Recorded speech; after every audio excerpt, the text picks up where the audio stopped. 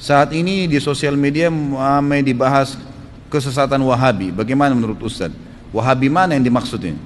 Sekarang di Indonesia ini, jemaah sekalian, orang-orang Syiah lagi gencar-gencarnya mencari kesalahan ahli sunnah. Sekarang ini. Dan subhanallah, perilaku mereka di Indonesia persis perilaku mereka di Yaman. Sebelum terjadi perebutan pemerintahan kayak sekarang ini, persis sama, nggak ada bedanya.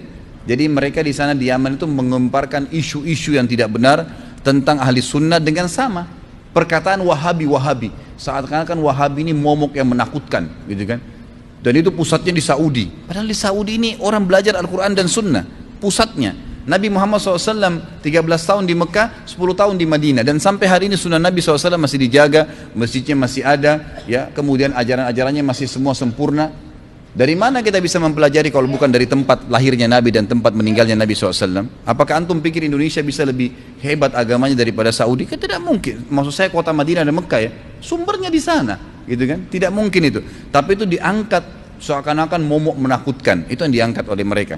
Lalu kemudian pemerintah Yaman mulai menangkap-nangkapi ulama-ulama Sunni, dai-dainya, dengan anggap mereka teroris lah, mereka berpaham radikal, persis seperti di Jakarta sekarang, sama kejadiannya, subhanallah. Sayangnya pemerintah kita nggak membuka mata masalah ini, bahaya sekali. Saya sangat dukung ada salah satu mahasiswa tamat S3 kemarin di UIN, itu di Makassar, berhasil menulis disertasi dan dapat nilai yang bagus.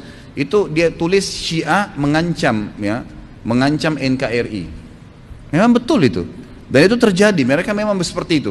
Pada saat mereka, pemerintah sudah nangkapin ahli sunnah, sampai banyak masjid ditutup, rumah-rumah tahfidz Quran ditutup, dai-dai dikejarin, dipenjarain semuanya, mereka membalik menguasai pemerintahan. Itu yang terjadi. Akhirnya pada saat pemerintah sudah dikuasain, semua masjid dibakar, dirusak, wah, penghafal Quran banyak dibunuh, udah luar biasa deh pokoknya. Makanya pada saat Presiden Yaman sadar, dia baru menyurat ke 6 negara Teluk untuk minta bantuan. Nah, masuklah Raja Salman membantu sekarang. Banyak orang tidak paham masalah itu, gitu kan? Ini bahaya sekali. Jadi kalau yang di Wahabi yang sering dilempar-lemparkan, dan saya tahunya itu sekarang, istilah Wahabi ini tidak ada lain kecuali itu. Semua yang dari Saudi dianggap Wahabi, kan gitu. Karena di sana itu orang menjalankan sunnah yang murni. Pengajian saya sering dikatakan, oh pengajian Ustaz Harif pengajian Wahabi. Kalau emang pengajian yang antum dengar dari awal tadi 2 jam dan setiap hari antum, tiap minggu antum datang, qala Allah, qala Rasul, begini pendapat ulama, kita jelaskan, antum anggap ini Wahabi. Inilah pemahaman yang benar, Al-Quran dan Sunnah yang disampaikan.